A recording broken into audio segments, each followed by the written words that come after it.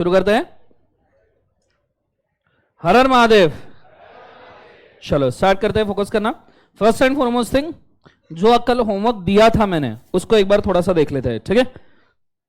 कौन से क्वेश्चन दिए थे मुझे एक बार वापस बताओ। अरे यार मेरे को क्वेश्चनर प्रिंट करना पड़ेगा। क्वेश्चनर है किसी के पास? 1.18 पेज पर का दिया था ना मैंने एक। कितने लोगों, सच में कितने लोगों ने सॉल्व किया? हाथ रेस करो तो मैं डिस्कस करूं। सबने सॉल्व किया है, कंफर्म किया है? एक बार डिस्कस कर लेते। 1.18 का दिया था ना मैंने एक, बोलो हाँ ना। Okay, page number 1.18 x minor वाला, बोलो हाँ है ना। और एक लिख के दिया था क्या क्वेश्चन मैंने, वो भी देखेंगे। पहले माइनर वाला देख लेते हैं, ठीक है।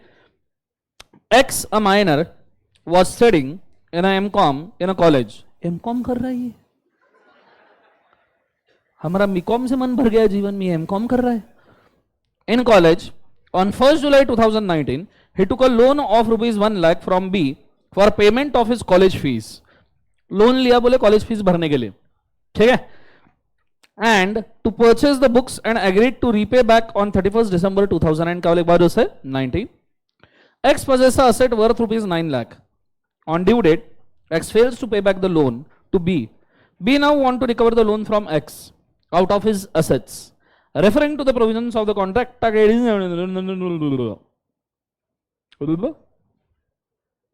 अरे समझा क्या क्वेश्चन? लोन लिया काय के लिए? एडुकेशन। काय के लिए बोले वजह से? एडुकेशन। एजुकेशन के लिए लोन लिया है, कितने लाख का लिया है बोलो एक बार? 1 लाख। असेट कितने की उसके पास में? 9 लाख। सबसे पहले प्रोविजन अंडरलाइन कोलन, सब चेक करो एक बार, जो भी गलतियां की है फटाफट मार्क करो।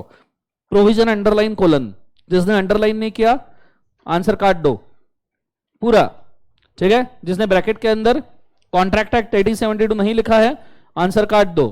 एक काम करो ना, बाजू वाले को पूरा राइट है तुम्हारा आंसर चेक करके उसको काटने का, ठीक है। तो बाजू वाले पूरा राइट है आपके पास में, अगर गलतियां की है दनादन आंसर काटो, ठीक है। प्रोविजन को अंडरलाइन नहीं है, कोलन नहीं है, फॉर्मेट में आंसर नहीं लिखा है, पहले आंसर काट दो। पेज के सेंटर पे क्वेश्चन नंबर नहीं डाला है, आंसर काट दो, ठीक है।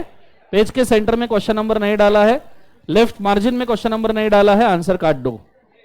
काटना है और डिस्कशन नहीं। 1 मिनट, मेरे को जिधर से डिस्कशन, मैं क्या बोला, मैं काटूंगा तो पूरा बुक घर पे लेके चल जाऊंगा। चुपचाप बाजू वाले को काटने दो, ठीक है, याद रखना। उसके बाद में बच्चों 1 मिनट, मैं 1 मिनट होल्ड, मैं क्या कह रहा हूं सुनो।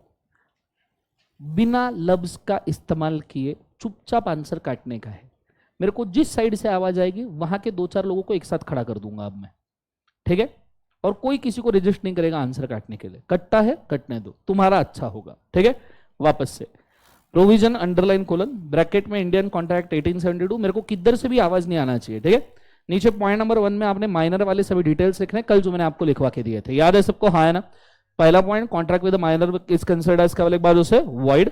However, contract with the minor for the necessities supplied can be considered as केवल एक बार उसे valid।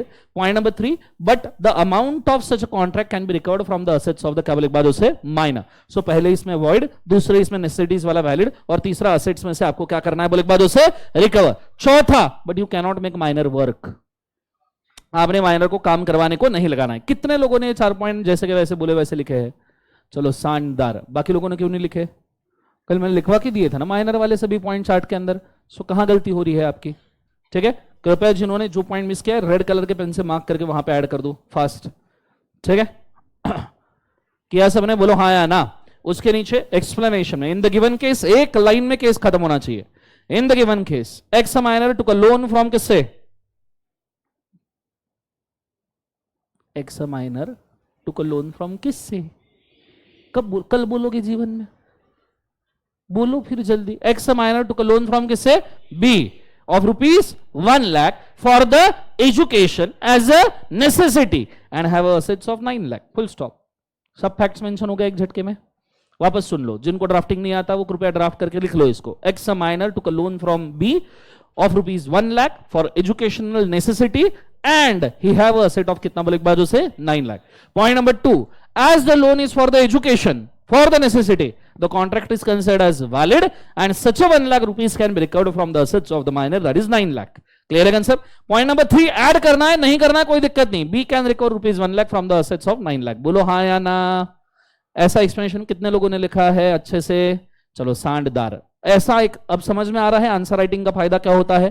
तो अब तुम कैसे पहले सवाल लिखते हो और अब कैसे लिखते हो, ठीक है। अब इसमें भी एक्सप्लेनेशन को अंडरलाइन किसने किया नहीं है, कोलन किसने नहीं किया, आंसर काटो। इंडेंटिंग पॉइंट का मेंशन होना चाहिए 1 2 3 4। 1 2 3 4 के नीचे मुझे कोई भी वर्डिंग्स नहीं दिखना चाहिए। 1 2 3 4 का स्पेसिफिक स्पेस और 1 2 3 4 को लग के ही पूरा वर्डिंग दिखना चाहिए, ठीक है। जिसने इंडेंटिंग मेंशन नहीं किया आंसर काटो, ठीक है। और खुद के साथ ईमानदार बनो, आपने गलती की है आंसर काटो। अच्छा, जिसने राइट साइड का मार्जिन ड्रॉ नहीं किया उसका तो पेज फाड़ डालो साले को जीवन में, फाड़ दो।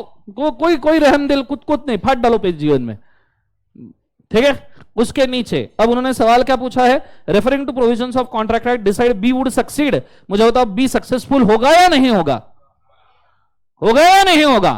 नीचे आंसर में considering the above situation B can be successful in recovering his loan of ₹1 lakh from minor से from out of his assets of कितना बोला एक बार 9 lakh provided for the purpose of education. पूरा सेंटेंस लिखने का है। 3 बार रेफर करना चला, 4 बार रेफर करना पड़ा, करो, ठीक है। इसको कहां कैरेक्टर करना है मैं एंड में आपको समझा दूंगा, ठीक है। फिलहाल पहले सब लिखने की आदत डालो। चलो ये क्वेश्चन समझ में आया, अच्छे से लिखा है सबने। ओके, दूसरा कौन सा दिया था और 1.20 पर का एक दिया था ना। Okay, a student was induced by the teacher। अरे रे रे रे रे रे, उल्टी गंगा बह रही है यहां तो। नॉर्मली स्टूडेंट टीचर को इंड्यूस करते हैं ना, अनडू इन्फ्लुएंस, बोलो हाँ है ना। A student was induced by his teacher to sell the brand new car to the latter। to the latter मतलब who is latter? What do you mean by latter? Student ना, वाह वाह, बोलो who is latter, who is latter. English आता क्या रे तुमको? कौन सी स्कूल में गए थे तुम सब लोग? सर मुदकपेट महिला मंडल प्राथमिक शाळा, हसुमत नालायक को मेरे स्कूल का नाम है। कैसे भिखारी लोग हैं। हाँ, मैं बचपन में प्राइमरी स्कूल थी मेरी 1 से 4 स्टैंडर्ड, तो अमरावती में एक महिला मंडल ऐसी चैरिटेबल स्कूल चलाते थे, तो उसके अंदर मेरे को एडमिट करके रखा था, ठीक है। तो फिर उसके बाद में वो मंडल रिजॉल्व हो गया मेरे को एडमिट करने के बाद। लैटर लैटर लैटर वर्ड का मीनिंग क्या है भिखारी लोगों, बोलो कौन? लैटर मतलब सी दिस, व्हेन कभी भी तुमको केस स्टडी में 2 लोग मेंशन किए जाते हैं, student teacher. Student is a former and teacher is a latter. तो स्टूडेंट ने टीचर ने स्टूडेंट को इंड्यूस किया कि स्टूडेंट टीचर को कार सेल करे।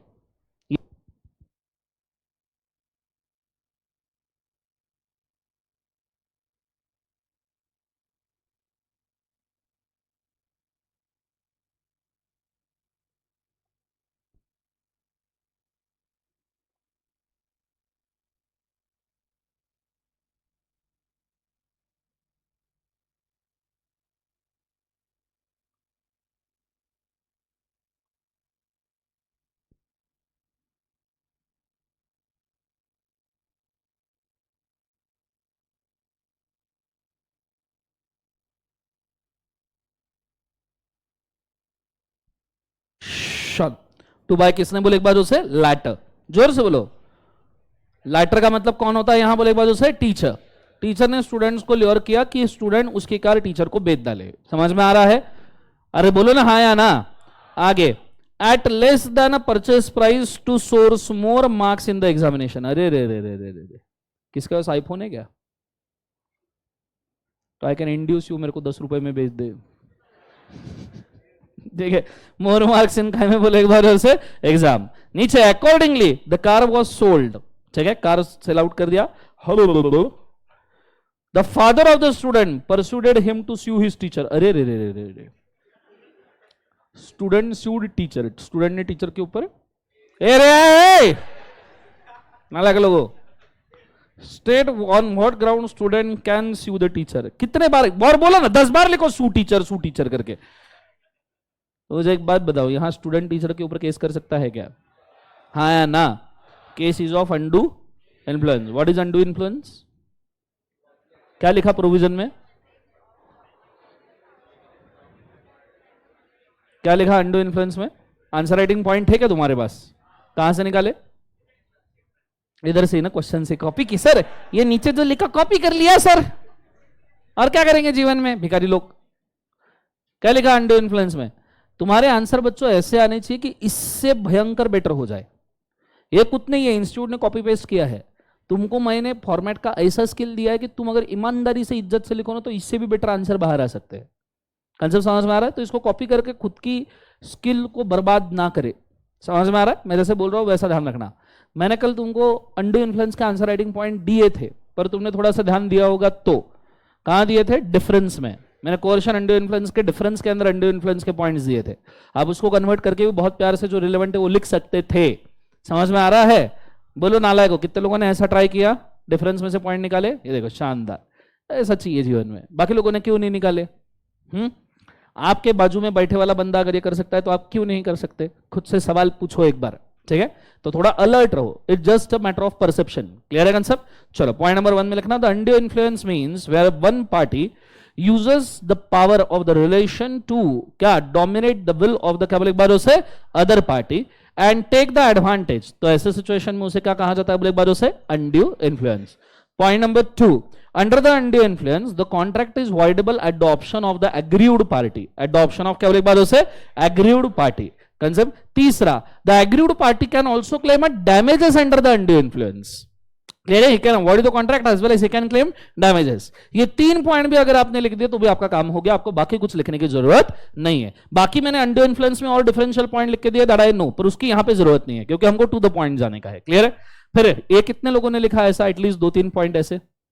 ओके चलो गुड। इससे भी ज्यादा कुछ लिखा है रिलेवेंट आपको लगता है? यू कैन टेल मी, बोलो। ओके कोई नीचे इससे ज्यादा किसी ने कुछ नहीं लिखा है ना? ठीक है, इतना लिखा है पर सबने। चलो नीचे एक्सप्लेनेशन में in the given case, case जैसा का वैसा डिस्कस कर लो। Teacher induce student to sell the car. Teacher induced student ना, सही है ना madam? So teacher induced student to sell the क्या बोले एक बार उसे? कार टू टीचर, ठीक है, at very low price for against the mark of the examination which is void in law. Concept समझ में आ रहा है? Which is undue influence. नीचे point number 2, student can avoid the contract at his own option. Second point में student can avoid the contract at his क्या बोले एक बार? On option. ठीक है, पॉइंट नंबर 3 में student can also claim damages from the teacher bye filing a case against him. Concept समझ में? नीचे आंसर के अंदर क्या पूछा है? State on the what ground student can sue the teacher। The student can sue the teacher on the grounds of the undue influence and can avoid the contract as well as claim the damages। Clear है answer सबको? हाँ है ना? ये आपका answer आना चाहिए। कितने लोगों ने सेम लिखा है? चलो शानदार। अच्छा, माइनर वाले केस में तुमने केस लॉ वगैरह रेफर किया है क्या? कोई कौन सा किया है? मौरी बीबी वर्सेस धर्मोदास घोष। खानगुल वर्सेस लाखा सिंह मत लिखना वहां पे, वो फ्रॉड वाला केस है। क्लियर है? जितने लोगों ने खानगुल वर्सेस लाखा सिंह लिखा है वो कट कर दीजिए please. Khangul versus Lakha Singh last question में नहीं आना चाहिए, ठीक है? क्योंकि वो फ्रॉड वाला केस है। अगर फ्रॉड माइनर ने किया रहता तो खानगुल, मोहरी बीबी और खानगुल दोनों लिखने थे, ठीक है? चलो 2 क्वेश्चन हो गए। तीसरे क्वेश्चन के ऊपर, तीसरा मैंने लिखवाया था ना, वो तो ईजी था, उसमें दिक्कत है क्या किसी को? अच्छा, ये 2 मैच कर रहे हैं तो आई होप सो आपका तीसरा जा रहा होगा। तो मैं आगे बढ़ू, आज पढ़ाना शुरू कर दूं? ओके बोलो बेटा। ओके सवाल, अंडर इन्फ्लुएंस के लिए कोई केस लॉ है क्या? नहीं, हमने हमारे सिलेबस में अभी तक जितना देखा उसमें तो हमको केस लॉ नहीं मिला है, ठीक है? तो इट्स ओके, आपने नॉर्मली लिखा तो भी कोई दिक्कत नहीं है। केस लॉ वहीं पुट करना जहां कॉन्क्रीट आपको मालूम है कि इसके बारे में केस लॉ है। गलत केस लॉ पुट करके पूरे क्वेश्चन के मार्क नहीं गंवाने का, ठीक है? गलत केस लॉ कोट करने की वजह से आपने जितना भी लिखा है वो सब 0 हो सकता है, ठीक है? सो अगर आप नहीं श्योर हो इट्स ओके, डिसीजन लिखो, आगे बढ़ो, ठीक है? पर केस लॉ का नाम और डिसीजन सही ही आना चाहिए। क्लियर है कंसेप्ट? चलो आज बढ़ते हैं आगे बच्चों, आ जाइए फटाफट, लेट्स गो। डेली ऐसा होमवर्क देते जाओ, डेवलपमेंट हो रहा है सबका, एडवांटेज हो रहा है सबको, बोलो हाँ है ना? चलो बहुत बढ़िया, शानदार।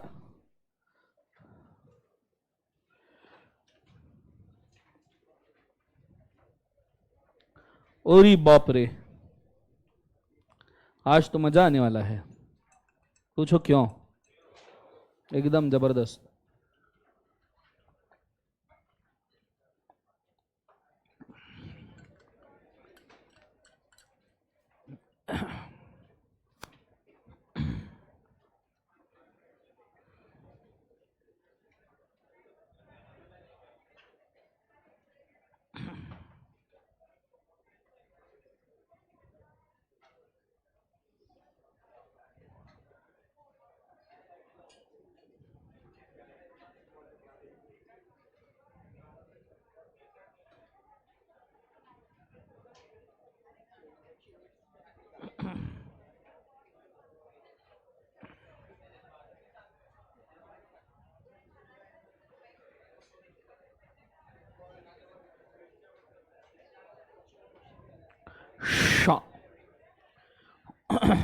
Are you guys ready?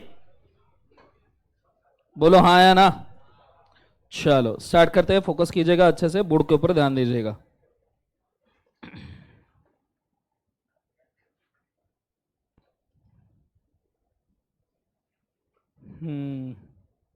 Okay, पढ़ाने से बेटर मेरे को ऐसा लगता है कि इन चीजों के मैं आंसर राइटिंग पॉइंट से लिखवा दूं, ठीक है? क्योंकि आज एक बहुत इंपॉर्टेंट एरिया में जा रहे हैं जो एग्जाम में कई बार पूछा गया है।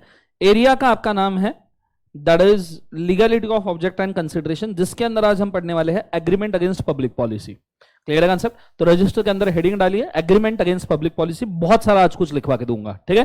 तो कृपया रेडी हो जाइए। ये रख लो या फिर हाँ ठीक है बाद में देना। एग्रीमेंट अगेंस्ट पब्लिक पॉलिसी, ठीक है? एक एक हेडिंग दूंगा, हर एक के लिए आंसर राइटिंग पॉइंट दूंगा, जैसे के वैसे दिमाग में रट लेना और छाप देना पूछा जाए तो, ठीक है? बिल्कुल भी दो मत मत रखना कि लिखना है नहीं लिखना है, सीधा छाप देना। क्लियर है? चलो स्टार्ट करें बच्चों, बोलो हाँ या ना। ओके, सबसे पहली बात, what do you mean by agreement against public policy? Please tell me. सांगा हाँ, what is against public policy? ऐसा समझ सकते हैं इसको कि ऐसे एग्रीमेंट,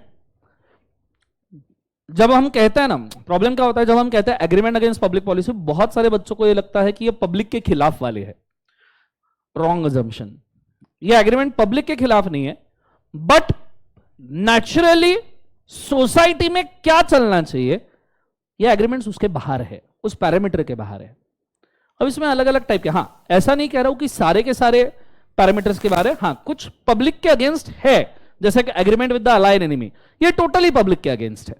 कंसेप्ट समझ में आ रहा है? पर कुछ ऐसे है जो टोटली पब्लिक के अगेंस्ट नहीं है, पर सोसाइटी में जो नॉर्मली नॉर्म्स हम खुद सबके लिए ड्रॉ करते हैं, उन नॉर्म्स के अगेंस्ट है। तो ये भी मैं आपको समझाऊंगा कौन से है कौन से नहीं है, पर एक माइंडसेट क्रिएट कर लो कि इसके अंदर कुछ पूरे पब्लिक पॉलिसी के अगेंस्ट है, कुछ पब्लिक नॉर्म्स के अगेंस्ट है। कंसेप्ट समझ में आ रहा है मैं क्या कह रहा हूं? जोर से बोलो सर। नो, एक एक लिखेंगे। सबसे पहला लिखिएगा, agreement to trade with alien enemy. Agreement to trade with alien enemy. Agreement to trade with alien enemy. Agreement to trade with क्या लिख बार उसे? Alien enemy. लिखा सबने? Point number 1, alien enemy means, ये सब आंसर राइटिंग पॉइंट्स हैं बच्चों, सो बहुत प्रॉपरली लिखना। Align enemy means a person from a enemy country, a person from an enemy country with whom Indian government has declared a war,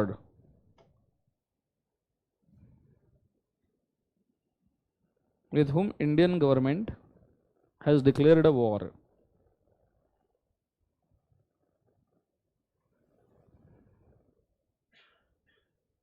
with whom Indian government has क्या वाली बात उसे? declared a war. Full stop. Point number 2,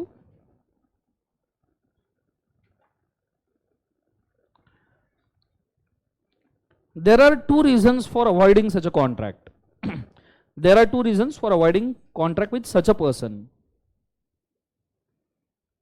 There are two reasons for avoiding contract with such a person.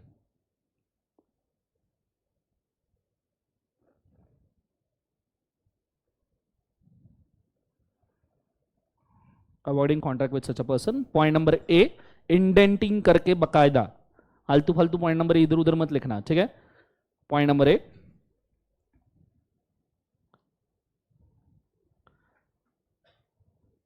कोई किसको कैसे लिखा हो जीवन में,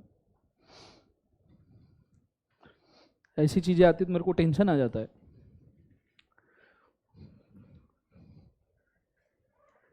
लिखो point number A, performance of agreement could involve,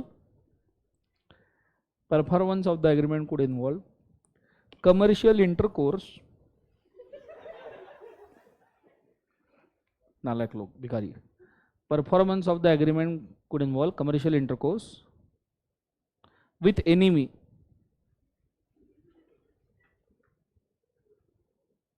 with enemy, मजा आ गया ना खिदड़ के? Commercial intercourse with the enemy.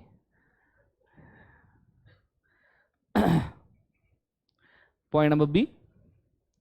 This can give future benefit, immediate future benefit. This can give immediate future benefit. This can give immediate future benefit to the enemy. कितने महीने में? 9 महीने में ना, भिखारी लोगों. This can give immediate future benefit to the enemy. नालायक सबके सब. Next main point. Point number 3.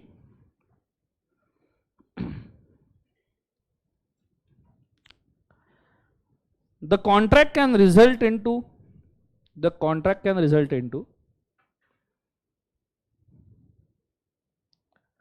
additional age to an enemy country. Additional age to an enemy country. Contract can result into additional age to enemy country.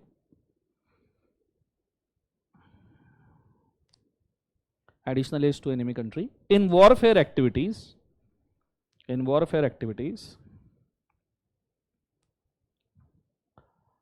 By supplying resources or the information. By supplying resources or the information. By supplying resources or the information.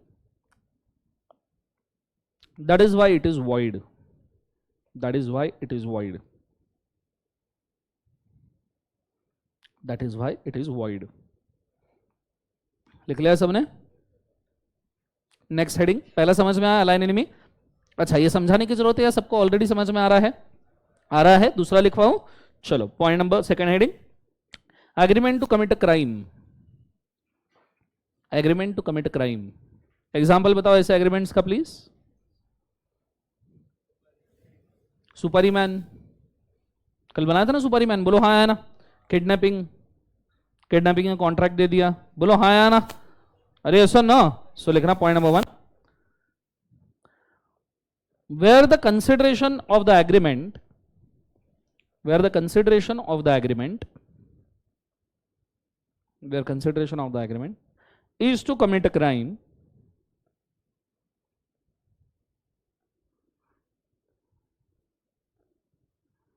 then it is void. Then it is void. Then it is void. Full stop. Point number 2. The agreement can damage the other person or his property. The agreement can damage the other person or his property.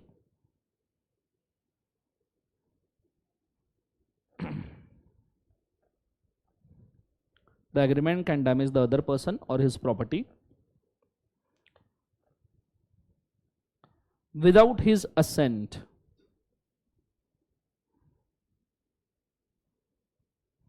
Next point. The court cannot enforce such a contracts. The court cannot enforce such a contracts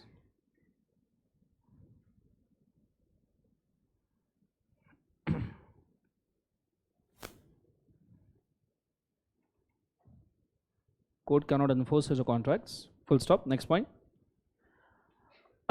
अभी इसमें एक और तरीका होता है. आप देखना कभी नॉर्मली पॉलिटिशियंस के केस में, आपने ये सुना है नहीं सुना है, या मूवीज में तो आपने देखा ही होगा कि कोई बड़ा बिजनेसमैन किसी गुंडे को सुपारी देता है, जा इसको मार डाल, तेरी जमानत मैं करवा लूंगा. नालायक लोगों हाँ तो बोलो. सुना है ऐसा कि जा इसको मार डाल, तेरी जमानत मैं कर लूंगा. ये तो इंडेमनिटी हो गया ना भाई. तुम सामने वाले को एश्योरेंस दे रहे हो, तू गलत काम कर, पीछे मैं खड़ा हूं. This called as indemnity. कि ये मर्डर करने की वजह से तेरे को जितना लॉस होगा वो सब मैं देख लूंगा, तेरे को पैसे भी दूंगा, जमानत भी करवाऊंगा. ये भी कॉन्ट्रैक्ट वाइड है. समझ में आ रहा है सबको? हाँ ना. तो सिर्फ क्रिमिनल एक्टिविटी वाला कॉन्ट्रैक्ट वाइड है ऐसा नहीं, वो क्रिमिनल एक्टिविटी से होने वाले लॉस को इंडेमनिफाई करना भी वाइड है. क्लियर है? मतलब उससे एसोसिएटेड जो भी कॉन्ट्रैक्ट है, सप्लीमेंट्री जो भी कॉन्ट्रैक्ट है, वो भी वाइड है. जैसे तू मर्डर कर, मैं जमानत करवाऊंगा, ये भी वाइड है. तू मर्डर कर, मैं तेरे को पैसे दूंगा, ये भी वाइड है. तू मर्डर कर, बाहर आ जा, मैं तेरे को माला माल कर दूंगा, ये भी वाइड है. जब समझ में आ रहा है सबको? हाँ है ना. तो नीचे लिखना in addition to the above, in addition to the above, agreement to indemnify, agreement to indemnify a person for his criminal activity, agreement to indemnify a person for his criminal activity is also void. Agreement to indemnify a person for his criminal activity is also void.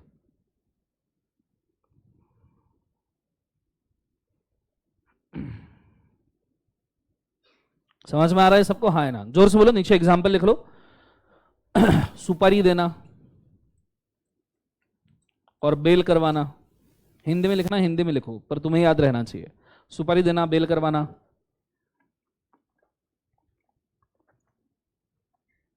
Kidnapping, burglary. Kidnapping, burglary, extortion. लिख लिया सबने? चलो, ये समझ में आया सबको? Next heading, agreement to interfere with the justice. Next heading, agreement to interfere with the justice.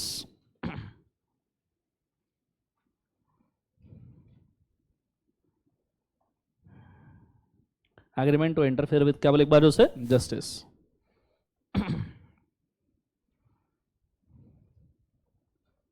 लिखा सबने? बोलो हाँ है ना? चलो, उसके अंदर लिखना. Okay, what do you mean bye interfering with the justice? Justice के अंदर इंटरफेयर करना मतलब ब्राइबिंग द कोर्ट या ब्राइबिंग द जज? ब्राइबिंग द जज इंटरफेयरिंग विद द जस्टिस है. बोलो हाँ है ना? और गवर्नमेंट को पैसा खिला के किसी का कॉन्ट्रैक्ट खुद छीन लेना. समझ में आ रहा है सबको? हाँ ना? Champerty is not bribing the interference of the justice. मतलब it's not about the justice system के साथ स्टिफलिंग करना. समझ में आ रहा है? Champerty is different. ठीक है? सो नॉर्मली न्याय के विधान में अगर आप बाधा बन जाते हो तो ऐसे सिचुएशन में, सॉरी, न्याय के विधान में अगर आप बाधा बनते हो तो ऐसी परिस्थिति में तुमने किया हुआ उपरोक्त कार्य यह विधि के विधान के हिसाब से अन्यायपूर्वक माना जाएगा. सर घंटा समझ में नहीं आ रहा? ठीक है, लिखना point number 1.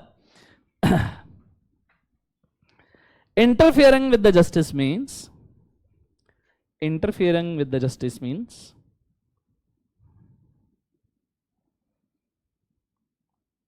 interfering with the justice means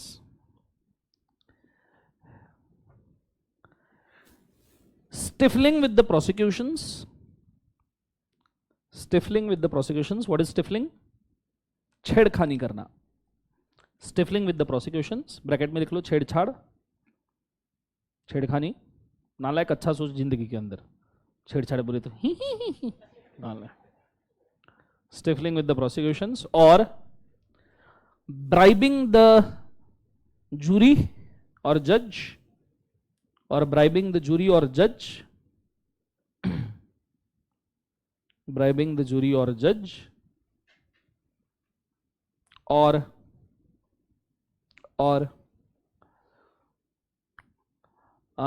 maintenance champerty पूरा तो नहीं, पर उसका थोड़ा सा पोर्शन हम यहां कवर करेंगे. ठीक है? वो भी कौन सा मैं बोलूंगा. और having a procedure for maintenance and champerty. Having a procedure for maintenance and champerty. हमने इसके पहले चैम्पर्टी देखा है क्या कहीं पे? देखा सा तुमको मैंने किधर तो भी देखने लगता है, सुनेला लगता है. तुमको इधर कहीं देखा तो भी मैंने सुनेला है. बोलो क्या? रामचंद्र चिंतामन वर्सेस कालू राजू. वकील को ये बोलना केस जितवा के दे और 20% खुद रख ले. बोलो हाँ या ना? दैट इज कॉल्ड एज क्या बोले एक बार से? चैम्पर्टी. जोर से बोलो, क्या बोलना है उसको?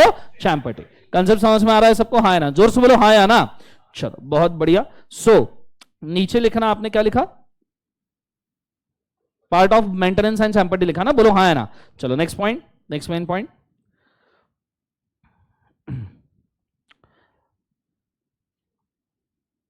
whenever a person avoids legitimate prosecution, whenever a person avoids a legitimate prosecution or hearing मतलब डिसीजन, सुनवाई, legitimate prosecution or hearing, and changes the same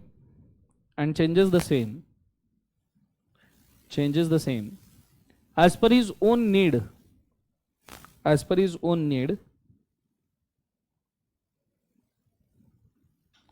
then it is void.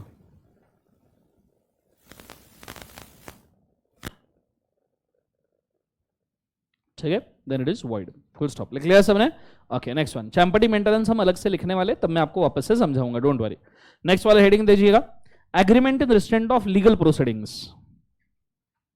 Agreement in restraint of legal proceeding, okay, इसका मतलब क्या है legal proceeding? Anyone? What are the agreements in restraint of legal proceedings? बोलो बोलो।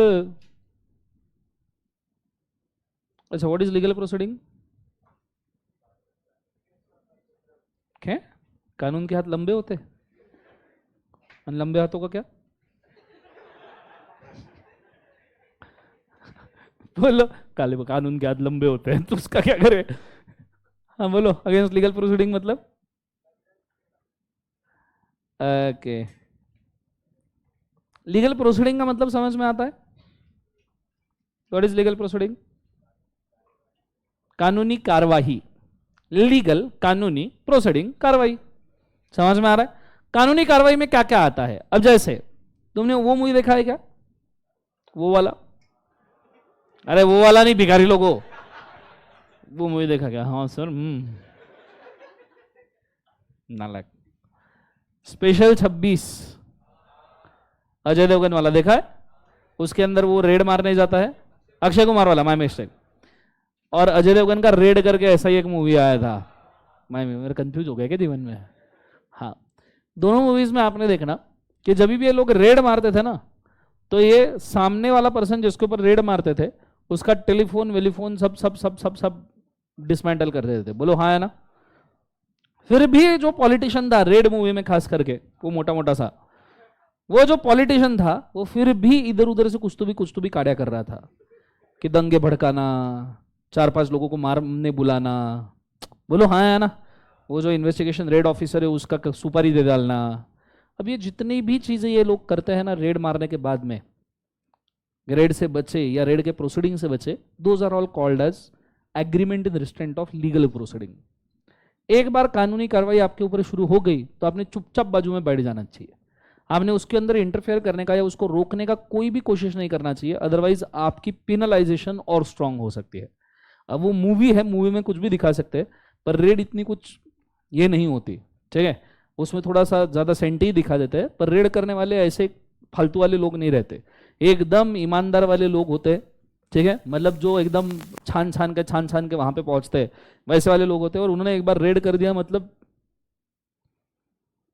खत्म बात, समझ में आया? तो ये चीज को तुमने याद रखना। ऐसा कोई भी चीज लीगल प्रोसीडिंग में, फॉर एग्जाम्पल तुम्हारे घर पे इंक्वायरी आई, समझो तुमने इनकम टैक्स नहीं भरा, जैसे विजय सर, तो विजय सर को टैक्स के टीचर है ना, बोलो हाँ है ना? तो विजय सर टैक्स के टीचर है तो इनकम टैक्स भरने की क्या जरूरत है, मैं खुद ही टैक्स पढ़ाता हूं, बोले ठीक है? तो उन्होंने टैक्स वैक्स भरा नहीं, पैसा बहुत कमाया, होता सबके पास है, समझ में आ रहा है सबको? हाँ है ना? बम पैसा कमाया और दिया कुछ भी नहीं। और एक दिन इनकम टैक्स वाले घर पे आ गए और इंक्वायरी करने लगे, रेड नहीं मारी, इंक्वायरी, क्वेश्चन आंसर चल रहे थे। अब विजय सर तुमको मालूम है, अरे क्या बोले सर, क्या रखा है इन सब चीजों में, चलो मेरे साथ, मैं चाय पे लाता। चाय पे लेके गए, जेब में से नोटों के बंडल निकाले, उनके जेब में डाल दिया। क्या टैक्स वैक्स का ना तुम्हारा भला हो रहा है ना मेरा भला हो रहा है, ये देखो अपन एक दूसरे का भला करते हैं, ठीक है? उनको ठीक है? अब मुझे एक बात बताओ, कैन आई से it is agreement against legal proceeding? बिल्कुल। इंक्वायरी चल रहा था, इंक्वायरी इज लीगल प्रोसीडिंग, तुमने ब्राइब देके उसी को निपटा डाला जीवन में, अरे बोलो ना आया ना, ठीक है? उससे खतरनाक फिर आगे एडीजेड सर और आरजे, एक लेवल आगे, आया ना? तो इनके घर पे अगर इंक्वायरी आया, इनकम टैक्स ऑफिसर घर पे आया, एडीजेड सर के कांटेक्ट बहुत भयंकर है, ऑफिसर एडीजेड से सवाल जवाब करने लग गया, एडीजेड सर ने फोन लगाया, ऑफिसर को दूसरा फोन आया, ऑफिसर बोलता है okay sir thank you so much, अच्छा लगा आपसे मिलके। समझ में आ रहा है? Agreement against the legal proceeding, clear? हालांकि मेरे जैसा कोई ऑफिस बॉय है और मेरे घर पे इंक्वायरी आया तो मैं तो कुछ ही नहीं कर पाऊंगा ना, ब्राइब देने के लिए मेरे पास पैसे नहीं है, अनफोन तो मैं खुद के बीवी को भी नहीं लगा सकता जिंदगी के अंदर इतने हक से, अरे बोले ना हाँ या ना, तो मैं पकड़ा जाऊंगा। तो मैं एग्रीमेंट अगेंस्ट लीगल प्रोसीडिंग में आ ही नहीं सकता कभी, समझ में आया सबको? हाँ है ना? पर बाकी सब लोग आ सकते हैं क्या? अच्छा है हम एसएम और जीबी सर की बात नहीं कर रहे फिलहाल, पता चला थोड़ी देर बाद वो दोनों के दोनों फैन बन के, जान दो सर तुम क्या, तुम्हारे आजू बाजू लोग के सबके केस छोड़ देते करके हम। बोलो हाँ है ना। चलो आगे नीचे लिखना एग्रीमेंट अगेंस्ट लीगल प्रोसीडिंग। ठीक है, कोई भी लीगल प्रोसेस के अंदर आपने इंटरफेरेंस करना, कोई भी लीगल प्रोसेस, तो भी ये गलत है। ठीक है, नीचे लिखना point number 1। Point number 1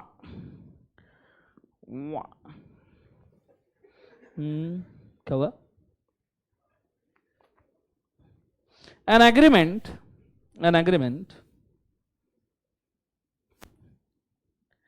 which fully or partially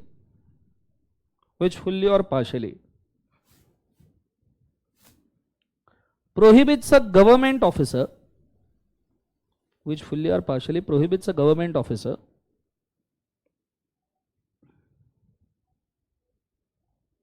from exercising his rights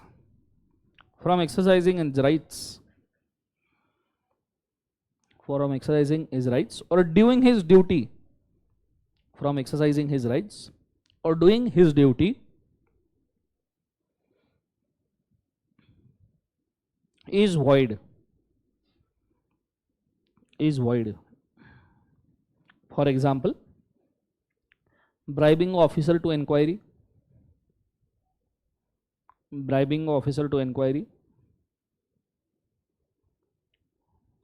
comma, use of a power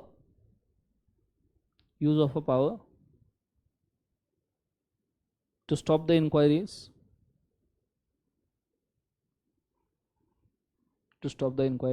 full stop. उसी में next main point, an agreement to reduce the period of limitation,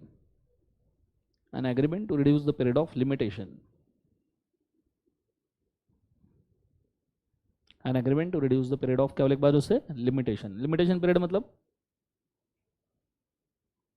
an example of limitation period. पता है भाई तुमको, पता है तुम्हें, तुम बोल नहीं रहे सिर्फ। मुझे तो टाइम बार्ड डेट कितने सालों में टाइम बार्ड होता है, ये कहाँ बोला है? कॉन्ट्रैक्ट में नहीं बोला है, ये 3 साल की लिमिट बोली है लिमिटेशन एक्ट में, उसे कहते हैं period of limitation.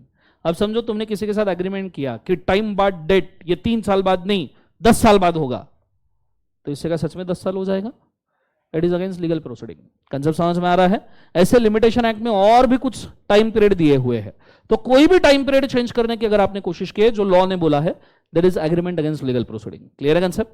So an agreement to curtail the period of limitation, लिखा सबने, will also be considered as void,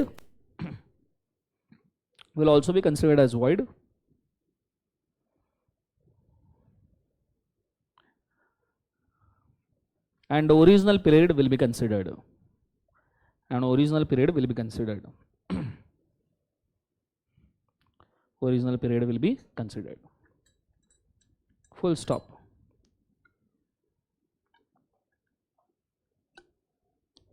लिखा सबने? चलो बहुत बढ़िया। ये होने के बाद में अगला वाला, trafficking in public offices. What is trafficking in public office? Trafficking in public offices और टाइटल्स नहीं पता? हाँ, पैसे देके अवार्ड खरीदना, सुना है कभी?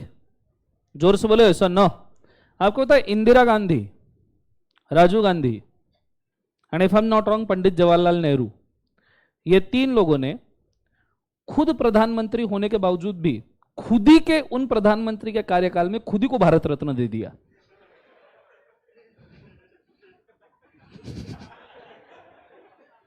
Are you understanding? ठीक है, आप हिस्ट्री में सर्च करना, मतलब ये बहुत, वैसे मैं इंदिरा गांधी जी को कुछ डिसीजंस के लिए मानता हूं, नेशनलाइजेशन ऑफ बैंक, परमाणु परीक्षण, अच्छी चीजें की है, बट सीरियसली खुद प्रधानमंत्री खुद ही को भारत रत्न दे दिया। ऐसे नहीं होता ना। समझ में आ रहा है सबको? हाँ है ना। चलो ये एक तरीका हुआ। ठीक है, दूसरा, अनिल कपूर ने बीच में वीडियोस बहुत सारे वायरल हुए थे, 2-4 साल पहले की बात है। He has accepted on the television कि ऐसे बहुत सारे फिल्म इंडस्ट्री के अवार्ड है, जैसे फिल्म फेयर, नेशनल अवार्ड्स वगैरह, वो उसने ब्राइब देके खरीदे हुए हैं, कि उस वक्त उसका जो करियर था वो डाउनग्रेड जा रहा था, तो उसने खुद को 2-3 अवार्ड दिलवा लिए पैसे देके। कंसेप्ट समझ में आ रहा है सबको? हाँ है ना? This is trafficking in public office and awards. Concept समझ में आ रहा है? ये तो अवार्ड के बारे में हुआ। ऐसे बहुत सारे अवार्ड है जो इंडिया में लोग खरीदते बेचते रहते हैं, ट्रेडिंग चलता है। समझ में आ रहा है सबको? हाँ है ना? आप कभी भी गूगल के ऊपर डालोगे ना कि गवर्नमेंट ऑथोराइज्ड अवार्ड्स गिवन, ठीक है, तो आपको समझ में आएगा कि कितना सारा। ये तो मैंने मेन प्राइम मिनिस्टर बोले, चीफ मिनिस्टर, मंत्री लेवल, संतरी लेवल, इधर एमपी एमएलए लेवल पे तो कितना होता होगा। प्रधानमंत्री 3-4 ऐसे कर सकते तो और क्या करेंगे जीवन में। कंसेप्ट समझ में आ रहा है सबको? हाँ है ना? जोर से बोले sir. No additionally now what is trafficking in public office? आपने कभी देखना, अगर कोई बंदा इलेक्शन चुन के आ जाता है, एमपी या एमएलए बन जाता है, तो उसके साथ वाले चाचा भतीजा मामा भांजे सबको गवर्नमेंट में जॉब लग जाता है। सब एजुकेशनली एक साथ क्वालिफाई हो जाते हैं क्या? कि नहीं एक साथ सबको डिग्री मिल गई भाई, ये इलेक्शन जीत गया तो। अरे खुद जो चुनाव जिनका जीत के आ रहा है उसकी खुद के पास डिग्री नहीं है लाइफ के अंदर। बोलो हाँ या ना? तो ऐसे कैसे सबको जॉब लग जाती है? Because of references. कैसे बोले एक बार उसे? References. That is called as trafficking in public offices. ठीक है? बिना कंपिटेंसी के, बिना एजुकेशनल क्वालिफिकेशन के, बिना उस लेवल की स्किल्स को रखते हुए अगर आप सिर्फ रेफरेंस और ब्राइब के थ्रू किसी भी गवर्नमेंट ऑफिस में कोई भी पोजीशन होल्ड करते हो तो उसको ट्रैफिकिंग इन पब्लिक ऑफिस कहा जाता है। मेनली जब आईपीएस आईएएस आप बन जाते हो यूपीएससी पार करने के बाद, ठीक है, यूपीएससी पास करने के बाद आईपीएस आईएएस बन जाते हो, तो आपने कई सारे न्यूज सुने होंगे, लोग पैसा देते हैं स्पेसिफिक एरियाज के पोस्टिंग्स लेने के लिए। बोलो हाँ या ना? कि नहीं भाई मुझे मुंबई सबर भी चाहिए, यहाँ खाने का बहुत मौका मिल रहा है मेरे को, यहाँ पे पैसे बहुत मिलेंगे। तो ऐसे लोग पैसे दे दे के 200-250 करोड़ रेट चलता है, आपको शायद नहीं पता होगा। 200 400 करोड़ रेट चलता है अगर आपको एक मेट्रो सिटी का कमिश्नर कलेक्टर का अगर आपको जगह चाहिए तो, आईएएस आईपीएस बनने के बाद। समझ में आ रहा है मैं क्या कह रहा हूं? जोर से बोले sir. No, this is called as trafficking in public office. Are you understanding मैं क्या कह रहा हूं? बोलो हाँ या ना? तो ये चीज को आपने बहुत अच्छे तरीके से याद रखना। तो लिखना trafficking in public office and titles. Point number 1, an agreement for the sale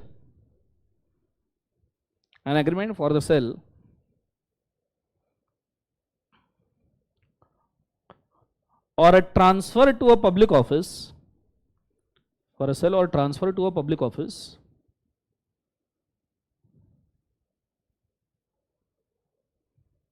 by giving a bribe or using a reference, by giving a bribe or using a reference, or transfer to public office by giving a bribe or using a reference, without skill, quality or competency,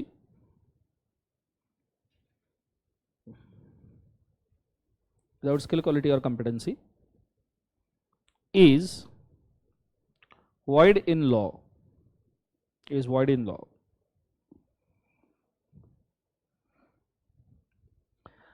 Purchase of celebrated awards,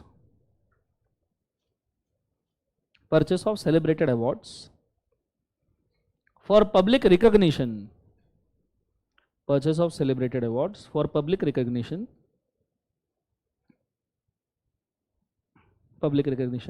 like Padma Vibhushan, comma Paramveer Chakra,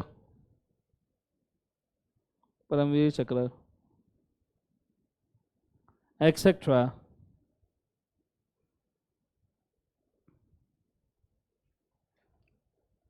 is also considered as void. Is also considered as void.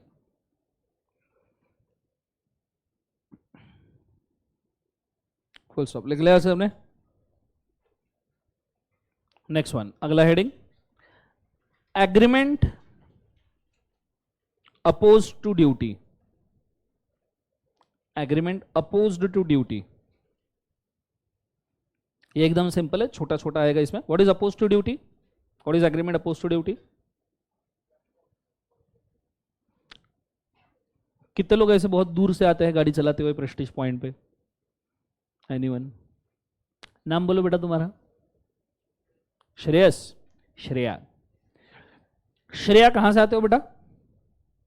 भूल गया क्या जीवन में? Nanded city से Shreya drive करते हुए आता है। ठीक है, एक दिन श्रेया नांदेड़ सिटी से ड्राइव करते आ रहा था उसको बीच में सिग्नल लगा, ग्रीन, ऑरेंज, रेड वाला, ठीक है। सिग्नल लगा तो श्रेया देखा कि अब सिग्नल का तो अपने यहाँ इंटरप्रिटेशन अलग होता है ना भाई साहब, बोलो हाँ या ना। ग्रीन मतलब गो, ऑरेंज मतलब let's go fast, and red मतलब इफ देर इज नो मामू लेट्स गो। अरे बोलो हाँ या ना। तो श्रेया ने ऐसे इधर उधर देखा, उसको मामू दिखा नहीं, श्रेया ने रेड सिग्नल तोड़ डाला, और जैसे ही ये सिग्नल क्रॉस करके आगे बढ़ा, वहां एक छुपा हुआ सा छोटा सा मामू बाहर आया, और श्रेया को ऐसे पकड़ लिया, चाबी निकाल ली, जेब में डाल दी, नंबर डाला फोन के ऊपर, 5,000 रुपए का चालान है तेरे ऊपर। श्रेया बोलता है 5,000 कैसी जिंदगी में? देखो ना सर, कुछ करो ना सर, गरीब बोलो हाँ है ना। वहां तो पूरे भिखमंगे बन जाते हैं सब लोग, कितना भी अमीर क्यों ना रहे। फिर वो इतना रोने के बाद में ट्रैफिक, हाँ ठीक है ना, कितना दे सकता है, देखो ना 1,000 रुपए तो दे,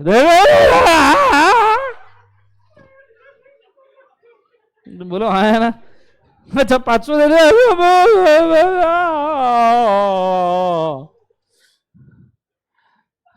गोलमाल का तुषार कपूर वाओ, बोलो हाँ।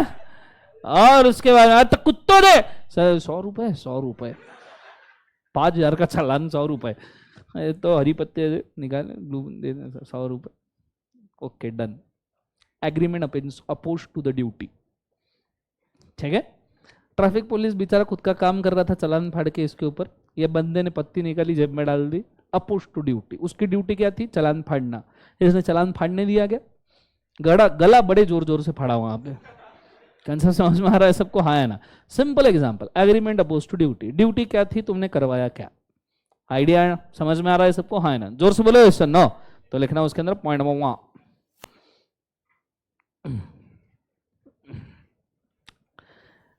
When a person is bound to do some act, when a person or officer is bound to do some act,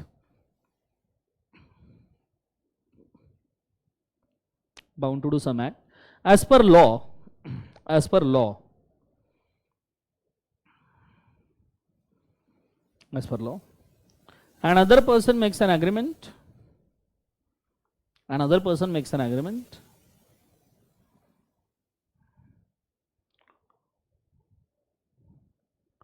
not to execute such act, another person makes an agreement not to use such act, it is agreement against duty, it is agreement against duty which is void in law, which is void in law। लिख लिया सबने? बोलो हाँ है ना। चलो next one, next one, agreement against personal liberty, agreement against personal liberty, agreement against क्या, एक बार उससे पर्सनल लिबर्टी।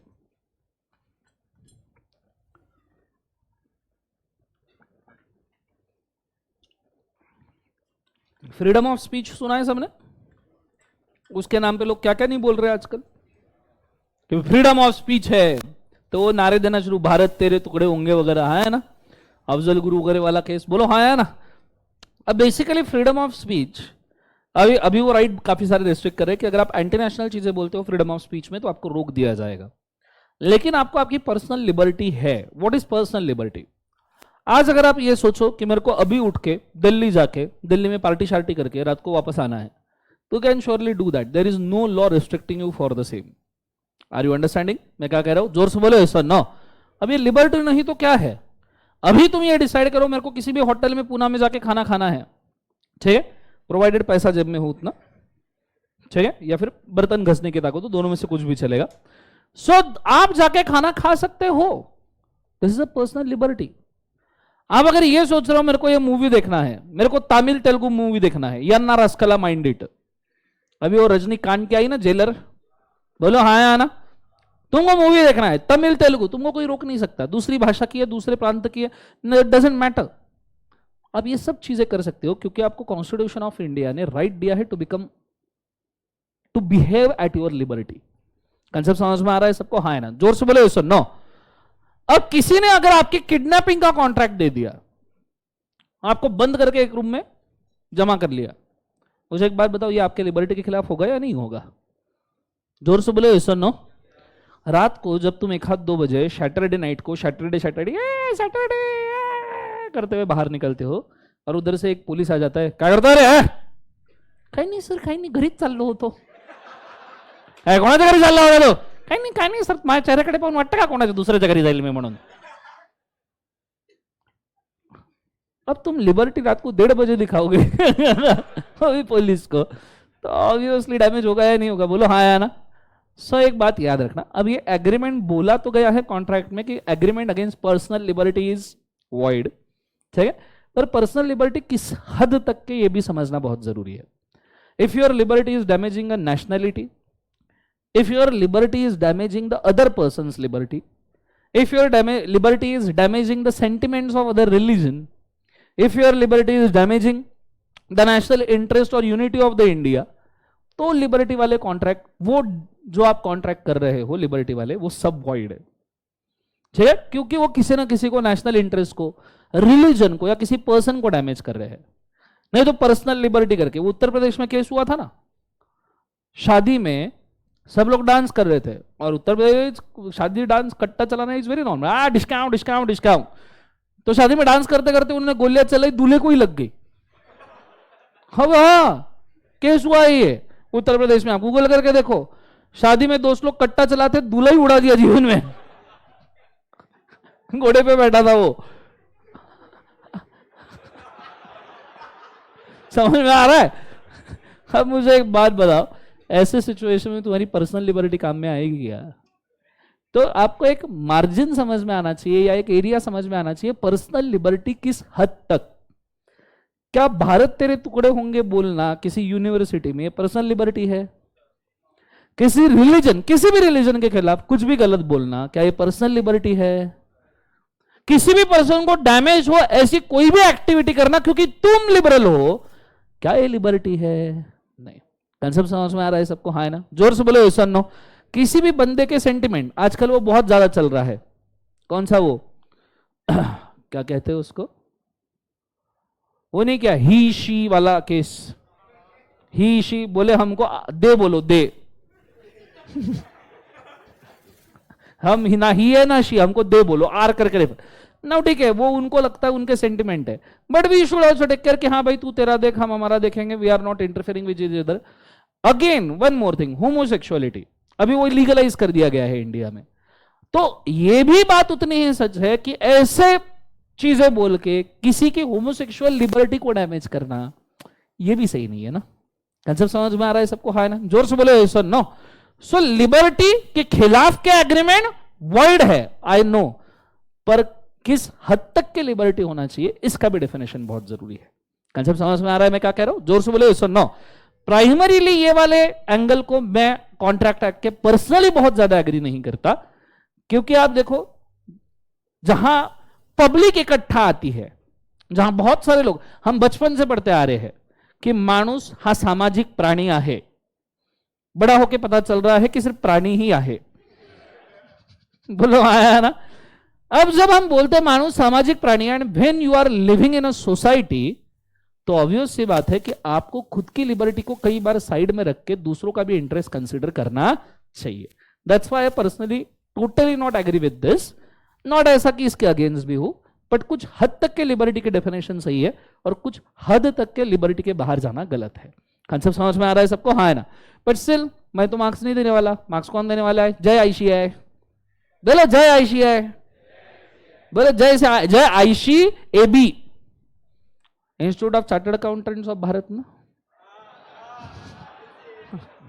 इंडियन नहीं है ना, अभी भारत हो रहा है ना भाई, हाला है ना.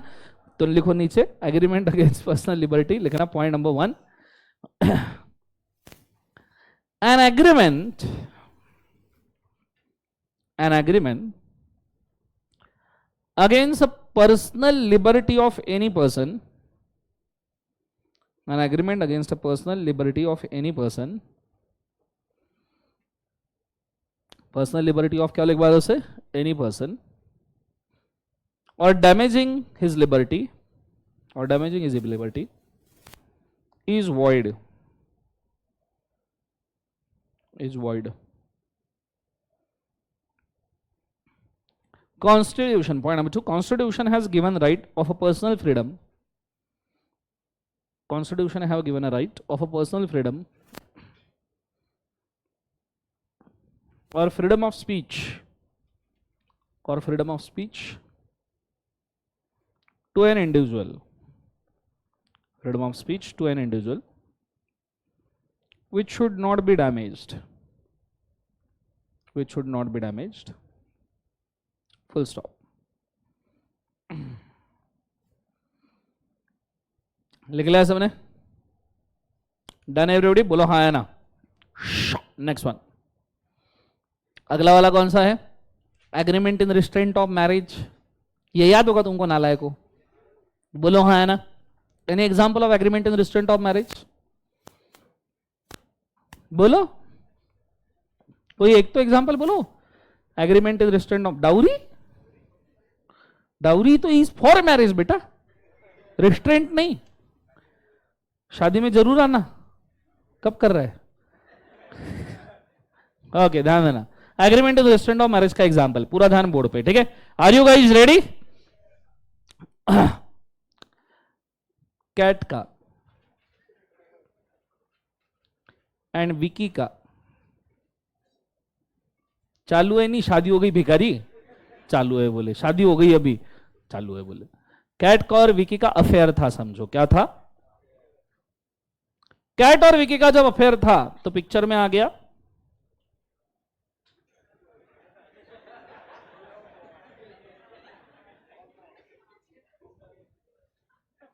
सलमान खान. ऐसे ही आएगा. ये इधर सलमान, उसके हाथ में वो ब्लू कलर का ब्रेसलेट. समझ में आ रहा है सबको? हाँ है ना. ऐसे ही आता है सलमान, मेरे को नहीं मालूम. ठीक है. सो सलमान आया पिक्चर में. सलमान ने विकी को बोला, विकी तू कटरीना के साथ शादी करना चाहता है? विकी बोले, सिर्फ शादी? अरे अरे मतलब अरे अरे सिर्फ शादी मतलब? अरे उसके साथ संसार बसाना चाहता हूं, आगे बाल बच्चे वगैरह घर बसाना चाहता हूं, ये बोल रहा है वो. कि कैसी जिंदगी है तुम्हारी? सो सलमान विकी को बोला कि तू कटरीना के साथ शादी करना चाहता है? विकी बोला हाँ बिल्कुल करना चाहता हूं. सलमान ने विकी को ऑफर दिया, विकी मैं तेरे को 50 करोड़ रुपए देगा. कितने? जोर से बोलो कितने? 50 करोड़. तू कैट को भूल जा. विकी बोला सच में? सलमान बोले हाँ बिल्कुल बिल्कुल दूंगा. विकी बोले देख लो. बोले हाँ. बोले दो फिर अभी. सलमान बोले निकाल बॉन्ड पेपर. तो विकी ने बॉन्ड पेपर निकाला. बॉन्ड पेपर के ऊपर लिखा बाकायदा, I am Vicky, I will not marry Kat if Sallu भाई गिव्स मी 50 करोड़. साइन किया, सलमान ने साइन किया. इसने लगेज 50 करोड़ निकाल के विकी को दे दिया. विकी ने 50 करोड़ लिया और दूसरे दिन कटरीना के साथ भाग के शादी कर लिया. क्या कर ली? बोले एक बार भाग के शादी. सलमान खान बौखला गया. बोले क्या है? What is this? ये तूने नहीं करना चाहिए था. मैंने तेरे को 50 करोड़ रुपए दिया था कटरीना के साथ शादी ना करने के लिए. विकी बोला, सल्लू भाई तू भाई होगा घर का. किसी का भाई, किसी की जान. जान नालायक लोगों, जान. तू भाई होगा घर का. Agreement in restraint of marriage बिल्कुल भी वैलिड नहीं है. विकी पूरे 50 करोड़ अंदर खा पी के एकदम चिल कर सकता है और फिर भी कटरीना के साथ शादी कर सकता है, क्योंकि ये पर्सनल लिबर्टी में भी आता है. And at the same time कोई भी तुमको किसी से भी शादी करने से रोक नहीं सकता, भले वो दूसरे रिलीजन में क्यों ना हो. कंसेप्ट समझ में आ रहा है सबको? हाँ है ना. जोर से बोलो ऐसा. नो, कोई भी चलेगा, कोई भी रिलीजन, दूसरा देश भी चले, नेपाली भी चलेगा. कंसेप्ट समझ में आ रहा है मैं क्या कह रहा हूं? बोलो हाँ या ना. तो ये चीज को आपने बहुत अच्छे तरीके से याद रखना. Agreement in restraint of marriage चलता नहीं है. ये सेम केस सलमान ने अभी ऐश के साथ में भी ट्राई किया. अभी और किसके साथ बोले एक बार? ऐश. वो भी पैसा लेके भाग गए. पता नहीं भाई का हमेशा कट्टा क्यों है. समझ में आ रहा है सबको? हाँ है ना. जोर से बोले एक बार ऐसा ना. This is called agreement in restraint of marriage. इसके साथ में एक और ही ऐसा सीन है जो और वॉइड है. मैरिज ब्रोकरेज कॉन्ट्रैक्ट सुना है? What is marriage brokerage?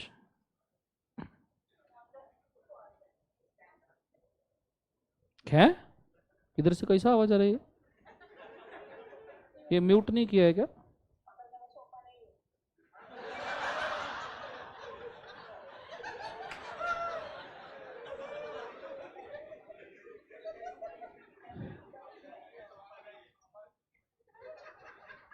Live stream में किसका माइक शुरू है? कृपया म्यूट कर लो जिंदगी के अंदर।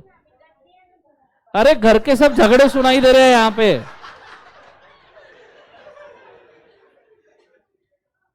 हे भगवान, कर लिया उसने, म्यूट कर लिया। बेस्ट ऑफ लक बेटा। सब मैरिज ब्रोकरेज कॉन्ट्रैक्ट। कौन से कॉन्ट्रैक्ट बोले एक बार? Marriage brokerage. पूरा ध्यान बोर्ड के ऊपर समझो। इसकी शादी करनी थी, नहीं तेरे साथ क्या क्या हो चुका है आगे। दूसरा करना है। हाँ नाम बोलो बेटा, कॉर्नर में। हाँ आद्या। कौन बोले एक बार जो से? आद्या। आद्या को शादी करनी थी, बहुत जोर से करनी थी, उसको बहुत जोर से शादी आ रही थी, तो करनी पड़ेंगे ना। अरे बोलो ना, हाँ ना। तो आद्या को बहुत जोर से शादी आ रही थी, ठीक है। तो इसने शादी करने के लिए, वो पता है आपको पुराने मूवीज में वगैरह, तुमने मूवी देखी हो कि हम साथ साथ है, हम आपके है कौन, तो उसमें एक ब्रोकर रहता था, एजेंट, जो शादी जुड़ा के रहता था कि ये घर अच्छा है, फैमिली अच्छा है वगैरह, फोटो वोटो दिखाता था, पूरा प्रपंचा करता था। बोलो हाँ या ना। एकदम मुनीम टाइप्स, वो एकदम ऐसा चालाक बंदा दिखाया, थोड़ा सा मीठा बोलने वाला। बोलो हाँ या ना। तो आजा ने ऐसी एक मस्त बंदे को पकड़ लिया, बोले मेरी शादी करवा दे। और उसने बंदे के साथ में कॉन्ट्रैक्ट किया कि बोले लड़की बोले एकदम अमीर बाप की करोड़पति लड़की होनी चाहिए, बोले इकलौती, इकलौती। कंजब समझ में आ रहा है सबको? हाँ है ना? अरे जोर से बोलो हाँ है ना। सो अमीर बाप की एकदम करोड़पति लड़की चाहिए, बोले वो भी इकलौती। कंजब समझ में आ रहा है सबको? जितनी बड़ी पार्टी तू ढूंढ के लाएगा, देख बोले मैं सीए बन रहा है, बोले मैं भी कोई ऐसा वैसा बंदा नहीं, सीए चार्टर्ड अकाउंटेंट भाई। समझ में आ रहा है सबको? हाँ है ना? तो मैं भी सीए बन रहा है, बोले ऐसा वैसी शादी नहीं करने वाला, एक लोटी लड़की चाहिए। और बोले जितनी बड़ी पार्टी तू ढूंढ के लाएगा, जितनी नेटवर्थ हो पार्टी की होगी, जितना पैसा लड़की लेके आएगी, तेरे को 5%। क्या ये चलेगा? क्या सुनने में भी अच्छा लग रहा है? कुछ लड़कों को मन में अच्छा लग रहा होगा कि ऐसा डील किधर होता है सर? अभी ऐसे ओपनली नहीं, क्लास के बाद मिलके बताना जरूर। ये कंसेप्ट में हमको बहुत इंटरेस्ट है। ऐसा लग रहा है 100 मार्क का पेपर इसी के ऊपर आ जाए। बोलो हाँ है ना? सो बेसिकली ये सुनने में भी अच्छा नहीं लग रहा कि भाई इतनी बड़ी पार्टी ढूंढो, उसका 5% ले लो। This is called as marriage brokerage contract. जब तुम सामने वाले पार्टी को ये डील देते हो कि तुम जितनी बड़ी नेटवर्थ वाइज या वैल्यू वाइज पार्टी ढूंढ के लाओगे, उतना ज्यादा हम तुमको कमीशन देंगे, तुम एज एजेंट पार्टी ढूंढ के लाओ। This is called marriage brokerage contract. और ये वॉइड है इंडिया में। ये इंडिया में क्या है बोले एक बार? वॉइड। इस चक्कर में ही डाउरी, वुमन हैरेसमेंट, आज के डेट में मेल हैरेसमेंट, समझ में आ रहा है सबको? हाँ है ना? ये इसी चक्करों में होते हैं। कंसेप्ट समझ में आ रहा है सबको? हाँ है ना? जोर से बोलो सर। नो आइडिया क्लियर है मैं क्या कह रहा हूं? सो आजकल तो लिबरल वाला एरिया है ना, आप किसी के साथ भी शादी कर सकते हो, दूसरे देश से भाग के आके भी शादी कर सकते हो। लप्पू सा तो सचिन है, ठीक है? अरे बोलो हाँ है ना? तो ऐसे सिचुएशन में मैरिज ब्रोकरेज कॉन्ट्रैक्ट सर क्या बोले एक बार जो से? वॉइड। जोर से बोले एक बार, मैरिज ब्रोकरेज कॉन्ट्रैक्ट सर क्या बोले एक बार जो से? वॉइड। कंसेप्ट समझ में आ रहा है? फिर बच्चे सवाल पूछते हैं, सार लाइव स्ट्रीम से भी आवाज है? ओके सर, हाँ गुड, हाँ सर फिर ये शादी.com, भारत मैट्रिमोनी, ये सर फिर ये जो मैट्रिमोनी वाले साइट्स है, वेबसाइट्स, मैट्रिमोनियल वेबसाइट्स, ठीक है, ये वेबसाइट्स वैलिड है या वॉइड है? ये वेबसाइट्स वैलिड है क्योंकि उनका ब्रोकरेज का कॉन्ट्रैक्ट नहीं है। वो आपसे एक फिक्स फीस चार्ज करते हैं और आपके भरोसे पे छोड़ देते हैं, जिसको ढूंढना है ढूंढ खुद शादी कर लो, ठीक है? पर आपसे एक फिक्स फीस चार्ज कर लेंगे। कंसेप्ट समझ में? when the amount of the consideration is in the percentage of the net worth of the other party to the marriage, तो उसको मैरिज ब्रोकरेज कॉन्ट्रैक्ट कहा जाता है। लेकिन when you are running a website और association जिसमें तुम fix fees charge कर रहे हो, क्या चार्ज कर रहे हो बोले एक बार उसे? फिक्स फीस, तो ऐसे सिचुएशन में हम उसको क्या कहते हैं बोले एक बार जो से, नॉर्मल कॉन्ट्रैक्ट, वो मैरिज ब्रोकरेज कॉन्ट्रैक्ट नहीं होता। क्लियर है? सो नीचे लिखना agreement in restraint of marriage, agreement in restraint of marriage and marriage brokerage contracts, and marriage brokerage contracts लिख रहा। पॉइंट नंबर 1, पॉइंट नंबर 1 मुबारक हो। सो पॉइंट नंबर 1 तो क्या बोले बोले तो मुबारक हो। पॉइंट नंबर 1 लिखना, contract with a person, contract with a person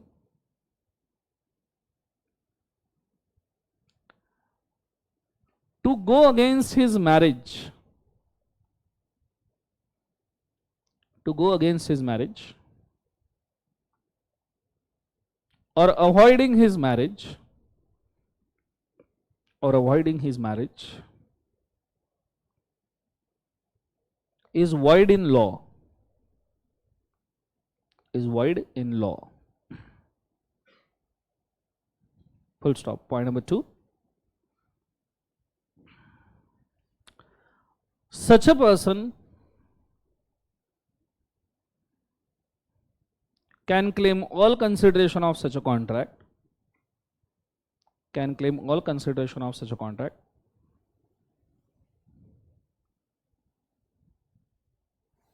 and still he can marry as per his choice, and still he can marry as per his choice.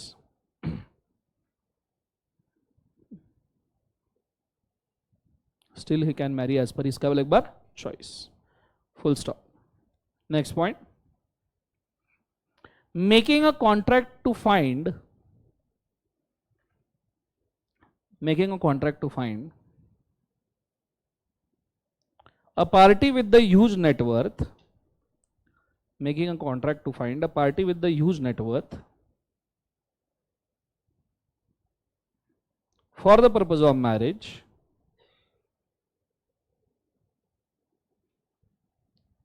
for the purpose of marriage, and paying a commission for the same, and paying a commission for the same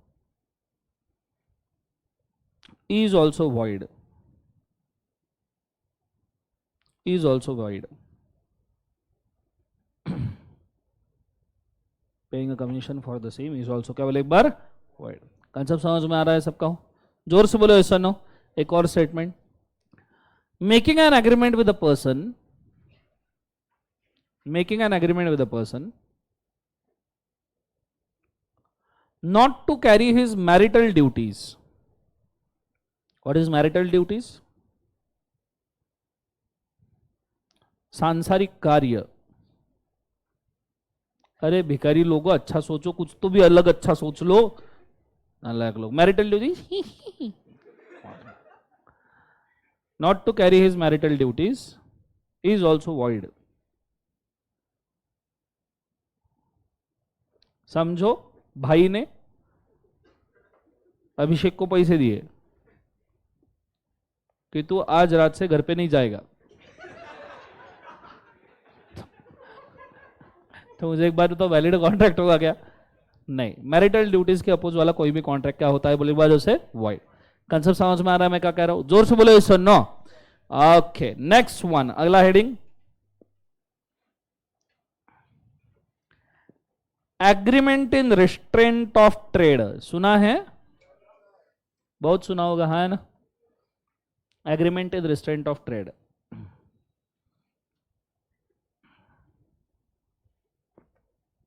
Point number 1, an agreement to restrict a person,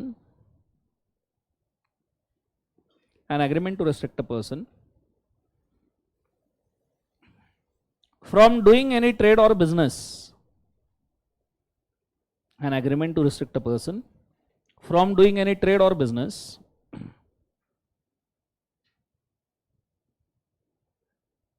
agreement to restrict a person from doing क्या बोले एक बार उसे trade or business will be considered as void,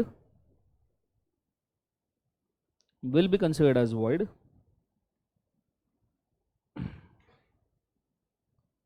full stop. Point number 2. Hello. There are few exceptions to the agreement in restraint of trade. There are few exceptions to agreement in restraint of trade where it can be valid. Where it can be valid. Point number A. Sale of goodwill. Point number A, sale of goodwill. उसको colon करके उसी के आगे लिखना, उसी में cell of goodwill colon आगे लिखना. In this contract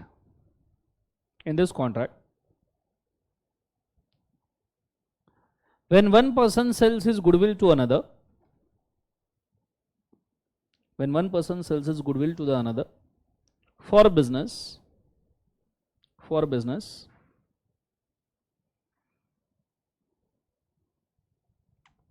then he himself do not have any right.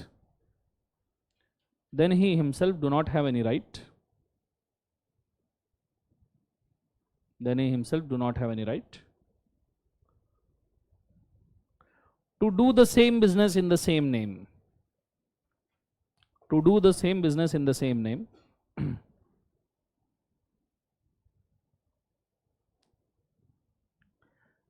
Within specified local limits.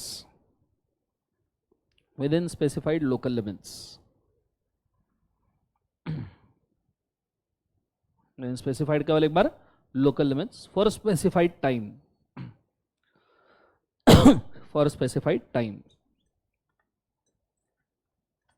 Point number B.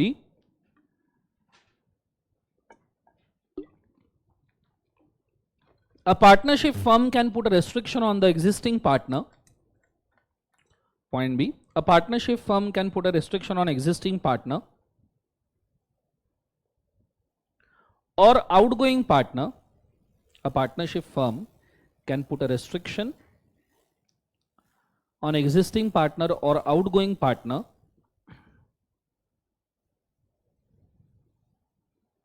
और कौन सा partner? Outgoing partner.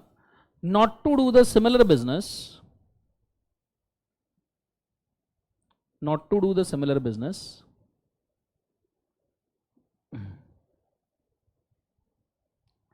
within same local limits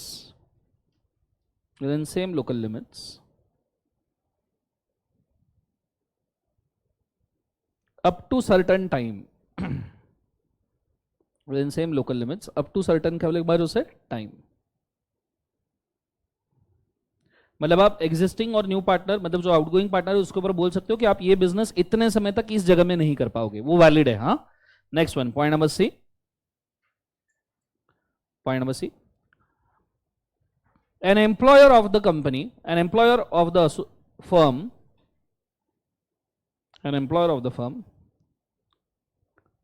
can restrict his employees or apprentice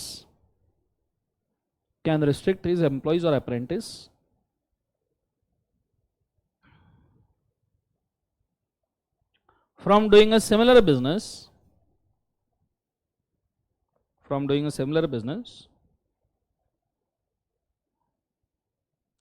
for a limited time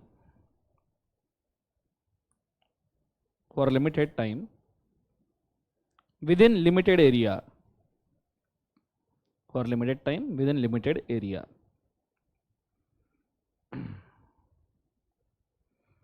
लिख लिया सबने? चल, सो ये exceptions भी मैंने आपको बोल दिए.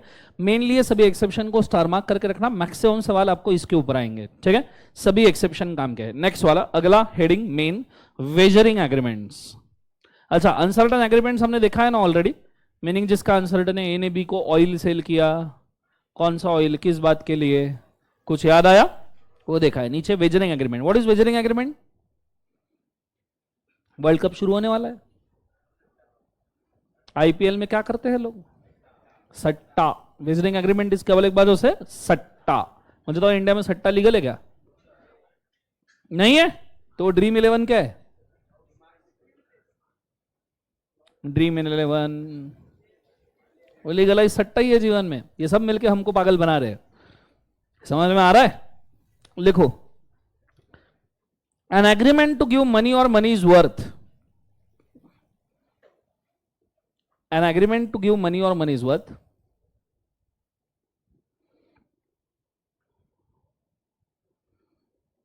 An agreement to give money or money is worth. On ascertainment of the outcome. On ascertainment of the outcome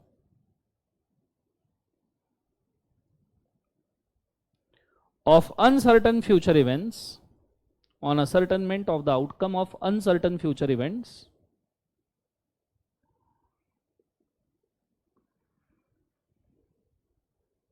on ascertainment of the outcome of the uncertain future events, which is not related to both the parties,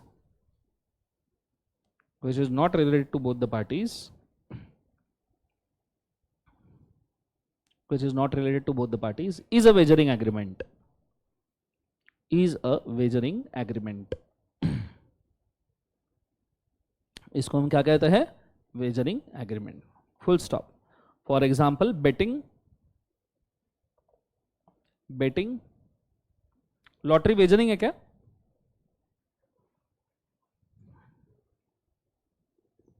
no sir, yes sir.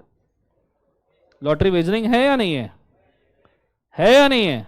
Lottery is a wagering. Lottery, पर lottery legal है. क्यों?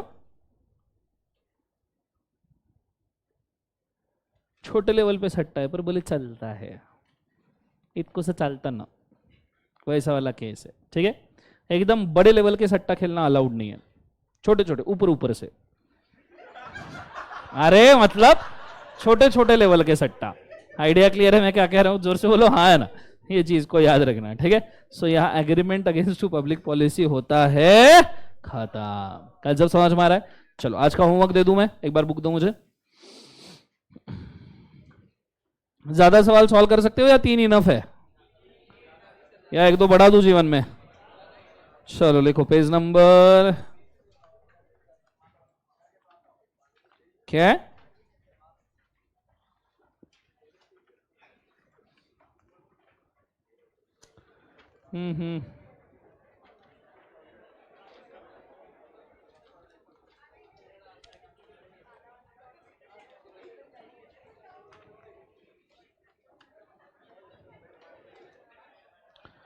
चलो page number 1.21.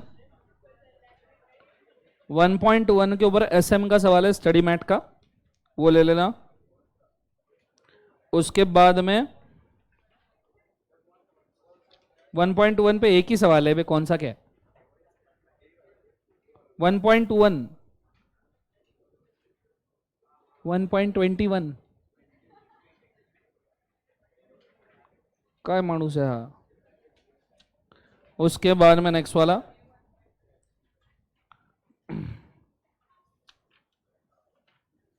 किधर गया वो?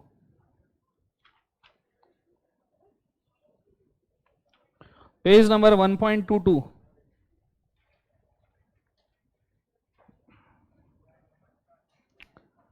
वहां पे decide with a reason वाला ऊपर का सवाल दिख रहा है वो, और उसके नीचे वाला जैन 21 का 1.22 बुक में है, क्वेश्चन में दिख रहा है सबको. ये 3 सवाल है. एक और दे दूं क्या? अरे एक शगुन का, और शगुन बुरा मान जाएगी.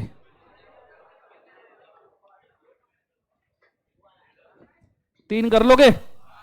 हो जाएगा पक्का? चलो कल आने के बाद चेक करते हैं. 3 कर लेना. ठीक है. आज के लिए काफी करते हैं. Solve for today. Have a nice day. Thank you बोलो, जोर से बोलो.